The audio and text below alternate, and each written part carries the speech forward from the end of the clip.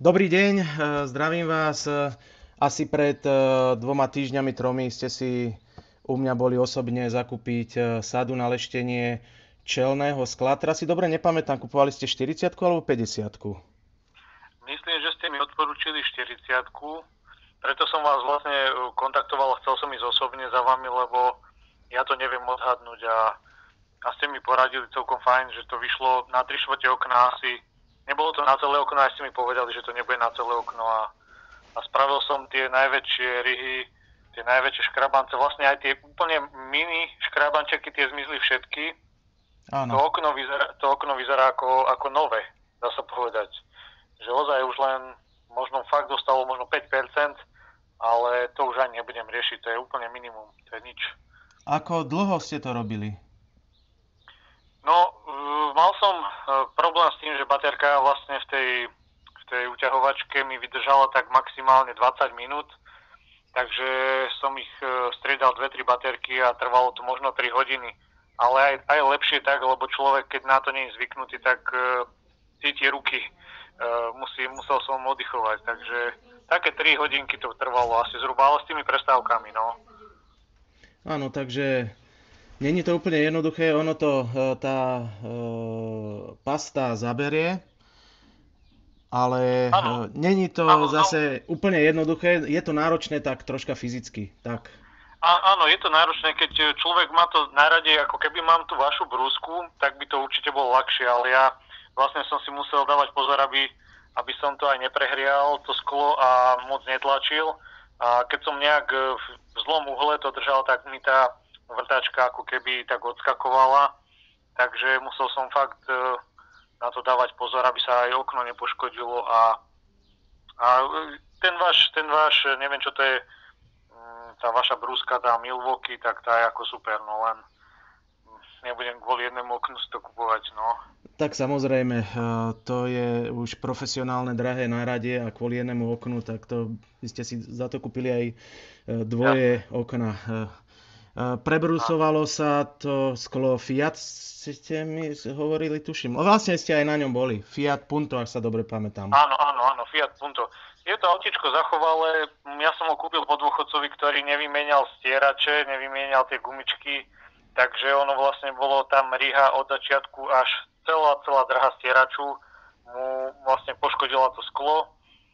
Ja som chcel sklo vymeniť, len nevedel som, že sa to dá opraviť, Áno. ale nakoniec som teda našiel vás na internete, že to robíte a keď som videl to video z Toyoty, aké tam boli škrabance, a že ste to spravili, tak to ma presvedčilo, keďže bývam nejakých 30 kilometrov, tak som sa zastavil, ako pre mňa to není problém a vlastne ušetril som minimálne 100, možno 150 eur za výmenu okna a výsledok je úplne super.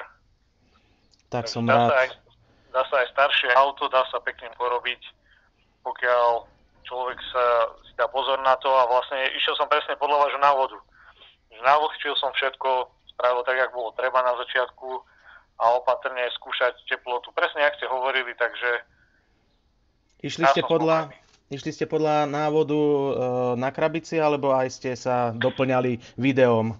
Mám ich viacej tých videí. No, veď podľa toho, čo ste mi povedali, jak ste mi povedali, tak ja som sa toho držal aj jak koľko pasty, aj tak, keď som bol s vami osobne, tak vlastne podľa toho som išiel, jak ste hovorili. Áno. Že opatrne skúšať tú teplotu, lebo ako ono sa to dosť rýchlo zahrialo, som bol prekvapený, že no aby to neprasklo, som sa bál, že sa niečo stane. Ale Lebo vy... musel som trošku pritláčať s tou vrtačkou, aby bola stále plocha na tom, vlastne ten kotúčik na ploche skla. Lebo hovorím, že s tou vrtačkou to trošku odskakuje s tou mojou akumulátorovou. No, lebo je aj taká ťažšia, ale dá sa to len opatrne, pomaly, po troške. A na konci, keď som ho umýl, asi po 3 hodinách som to umýl, myslel som, že to bude trošku, ale to okno je jak nové, proste. No. Tak som A rád. ešte, ešte Áno. by som teda podotkol, že veľmi dobrá vec je to všetko zakryť. Aj strechu, aj vlastne tie bočné, čo sú spätné zrkadlá, všetko som si pozakrýval, lebo to bolo celé vlastne od tej pasty a nechcelo by sa mi umývať a možno by sa aj poškodil lak, kebyže to umývam. takže som to zakryl tou fóliou, čo sa vlastne keď sa maluje. Je to prírodná pasta, poškodiť lak by sa nepoškodil, ale odporúčam aj ja to prekryť, čo aj sám robievam, že to prekryjem, aby potom človek nemusel ďalšiu hodinu umývať auto, takže hlavne kvôli tomu sa to prekrýva. Áno. Čo ste neodstránili? Chceli ste ešte niečo to odstrániť iné, alebo len tieto jemné škrabančeky na zlepšenie výhľadu? Mal som tam asi 2-3 ryhy, možno, že keď bola zima, tak niečím iným to, možno nejakým kovom alebo niečím to škrábali predo mnou. Boli tam 2-3 ryhy, tie išli, z väčšej časti išli dole, ale nie sú v zornom výhľade, sú úplne na kraji a z tých škrabančekov sa dalo, väčšina zmizla.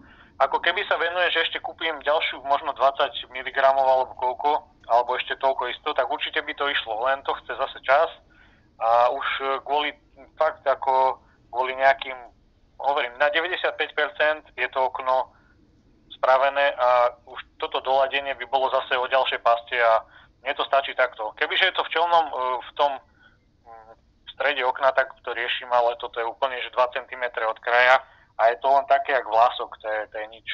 Jo. Takže bola to väčšia ryha, takže to nebolo určite plastom, to bolo asi niečím kovovým škrabnuté a ako hovorím, ja som spokojný s týmto.